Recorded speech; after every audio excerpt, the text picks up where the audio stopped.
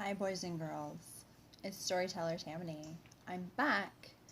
I know it's been a very, very long time, and I'm sorry for that. Lots of things have happened in my life that have changed me, and lots of things have happened in the world that have changed the world. And I'm sure you're dealing with that, and I'm sure that there are things that are confusing to you and maybe even scary, but just know that you are not alone, and we will get through this. The world will get through this. But I've got another story for you. I'm excited to tell you this one. This is something that I read as a little girl. Actually, my mother read it to me as a little girl. Well, she wasn't a little girl. I was the little girl. And it has had a big impact on my life. So I hope that it will be impactful to you. So we'll get started. The story is called Max and the Big Fat Lie, a book about telling the truth, and it's by Michael P. Waite and illustrated by Gary Truesdale. All right, let's find out what happens with Max. This is the beginning. Shows a little bit of Max, his room. And there's Max. What are these guys? What are they? We'll find out. All right. Oh, you can't see that. How are we going to do this? Let's move you over.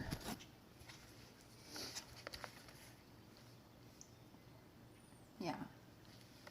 Still not really working. We'll figure it out. Max's friend Stevie had just got a movie. Slime Gobs from Space was its title. Get over here soon, Stevie phoned from his room. Seeing this movie is vital. Max wanted badly to see this great movie. It was sure to be scary and loud. But Mother and Dad would think it was bad. For movies like this weren't allowed. Right? There's Stevie calling Max. There's Max wishing he could go.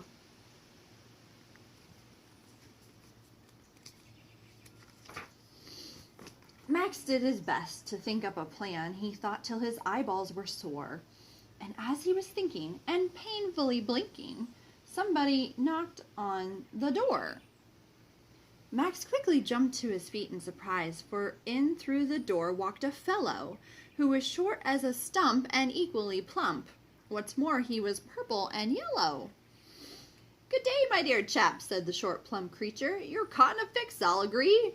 I can see on your face that Slime Gobs from Space is a movie you simply must see. All right, so there's Max brooding in his room. And there's Max meeting this crazy little creature.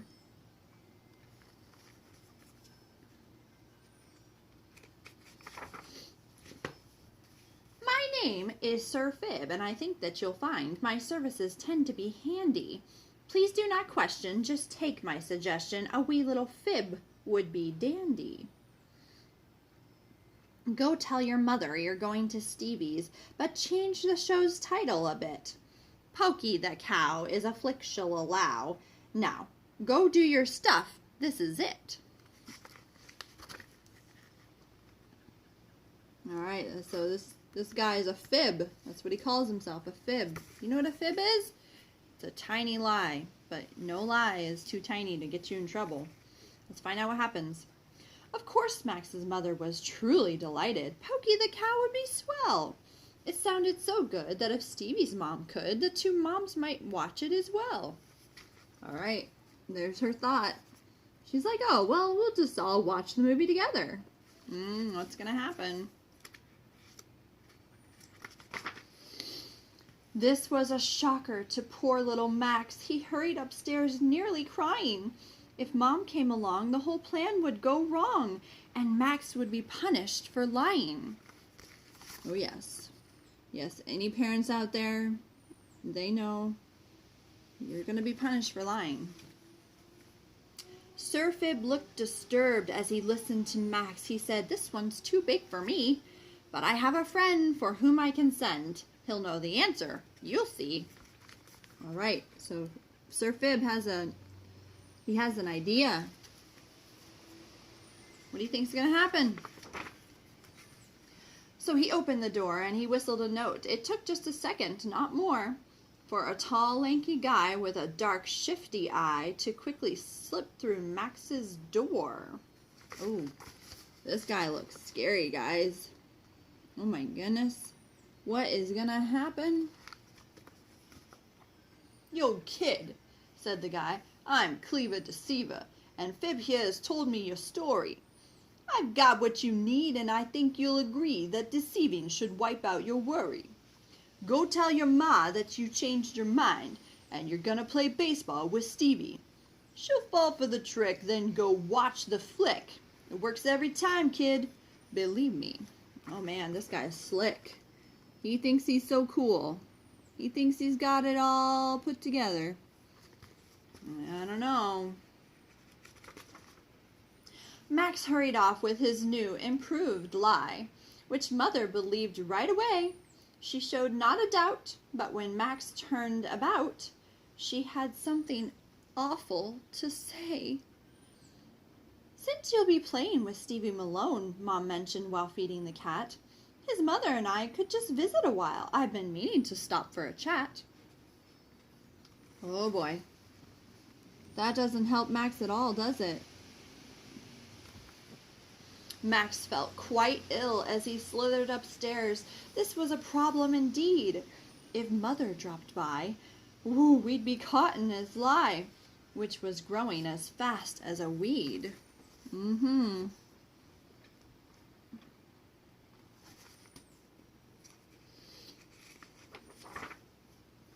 Cleaver Deceiver turned terribly pale when he heard about Mother's new plan.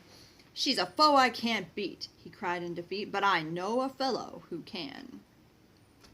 He leaned out. Oh, all right. I'll show you what's going on. He's throwing a temper tantrum. He's like, "Aw, man, how did she get above my plans?" He leaned out the door and, peering both ways, he called out, "Hey, yo, big fat lie!" And soon came a rumble, a thump, and a stumble that felt like a train rolling by. The creature was giant, all green and red spotted. It just barely squeezed through the door. When it sat on the bed, the whole house shook instead, and the mattress sank down to the floor. Oh my goodness.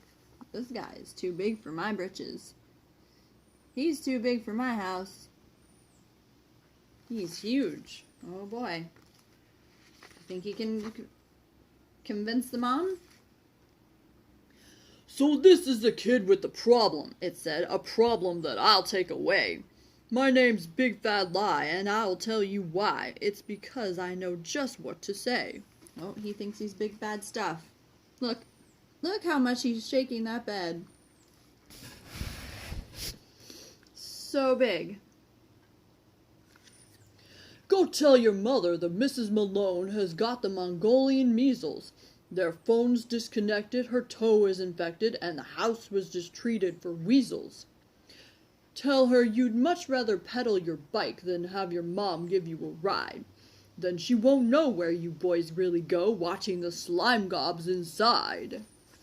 All right. That's the plan.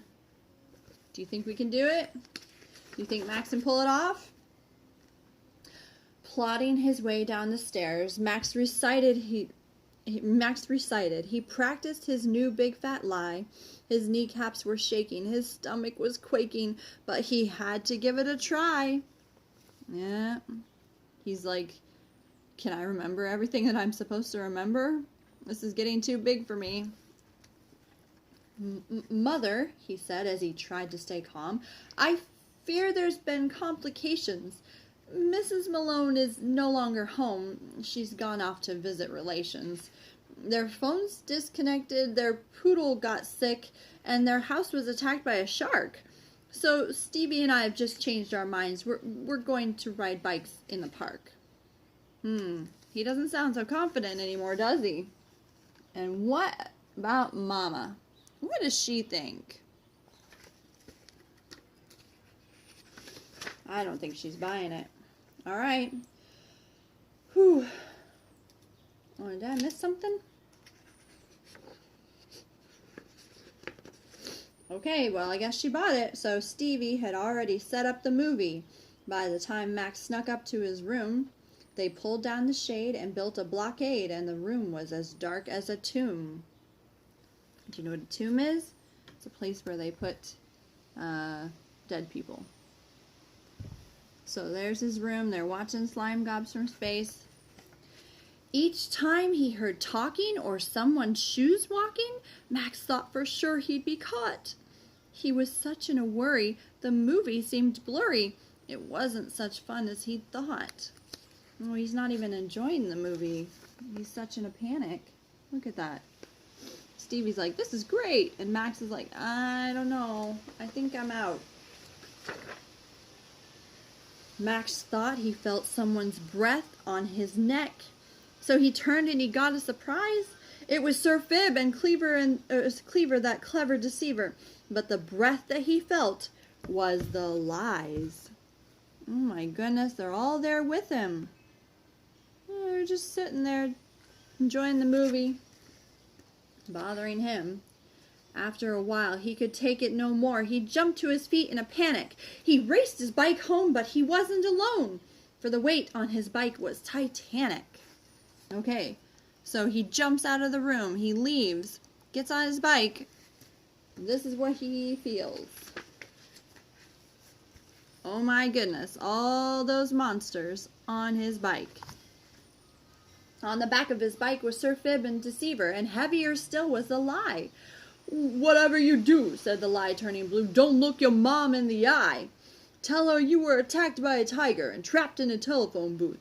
The Martians invaded, the planet was raided. Just make sure you don't tell the truth. Get lost! Whoa, Max shouted. I don't need all your lies. The truth will work just fine for me. I'm finished with lying and sneaking and spying, so you guys just might as well leave. All right. So Max just told them off. He got off his bike. He told them to leave. All right. What's he going to do? What's going to happen? At that very moment, in one mighty flash, the lie and his friends disappeared.